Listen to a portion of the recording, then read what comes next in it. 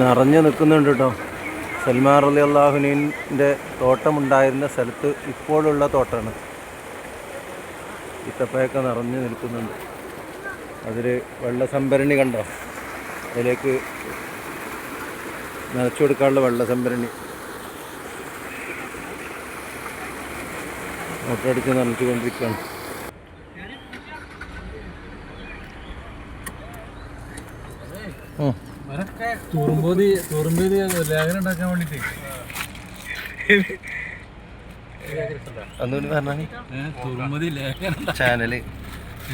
ചാനലിക്കിടാനോ ചാനലുണ്ട്.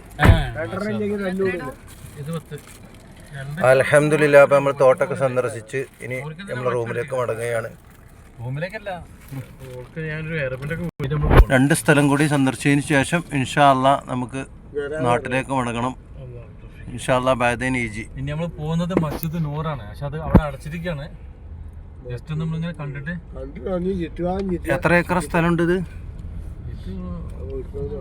ഈ മദ്രസ നിന്ന സ്ഥലത്തായിരുന്നു ആദ്യം പിന്നെ സൽമാൻ ഫാരിസി റളിയല്ലാഹുവിൻ്റെ തോട്ടം ഉണ്ടായിരുന്നു കേട്ടോ.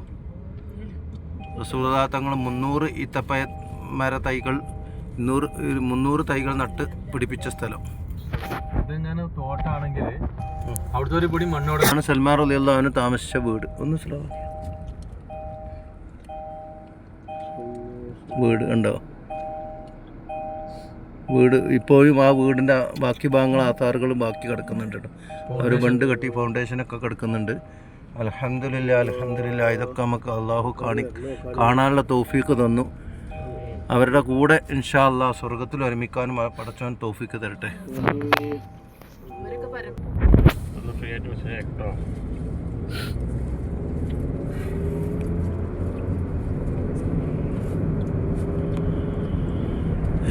ഇന്നലെ വന്ന നല്ല ആഗ്രഹമുണ്ടെന്നുള്ള ചെയ്യാറത്തിന് എന്താ പറ്റി അറിയില്ല. ആ അതെ, ക്ഷീണിത സംഭവം നെയ്മി. പക്ഷെ മൂപ്പര് ക്ഷീണം കൊണ്ട് മാറിയതാണ്, ഒഴിഞ്ഞതാണ്. ഉറക്കം ഫുള്ളായി കിട്ടാ. ആ അതെ.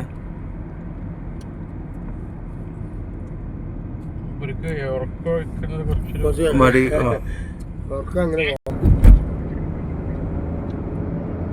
ഒരുപാട് തോട്ടങ്ങളുണ്ട് കേട്ടോ ഇവിടെ മദീനയിൽ. ഈത്തപ്പഴത്തോട്ടങ്ങൾ കണക്കില്ല. ഒരുപാട് തോട്ടങ്ങൾ നിറഞ്ഞ ഭൂമിയാണ്. അൽഹംദുലില്ലാ. നല്ല നിറവുണ്ടായിരുന്നു ഈത്തപ്പഴം തോട്ടത്തിൽ. പഴങ്ങളൊക്കെ നല്ല നിറവിൽ ഉണ്ടാവുന്നുണ്ട്.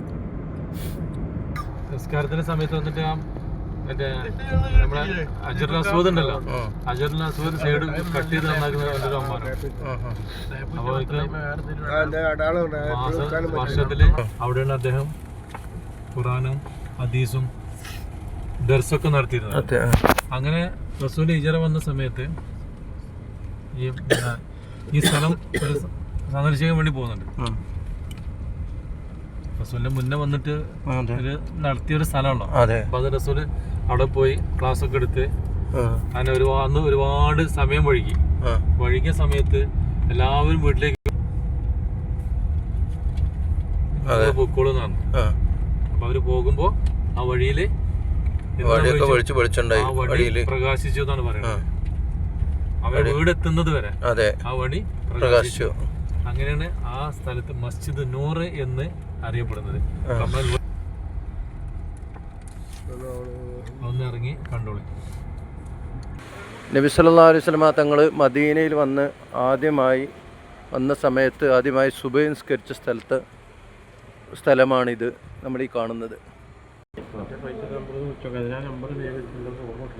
ആദ്യമായി സുബഹി നിസ്കരിച്ച സ്ഥലം കേട്ടോ മദീനയിൽ.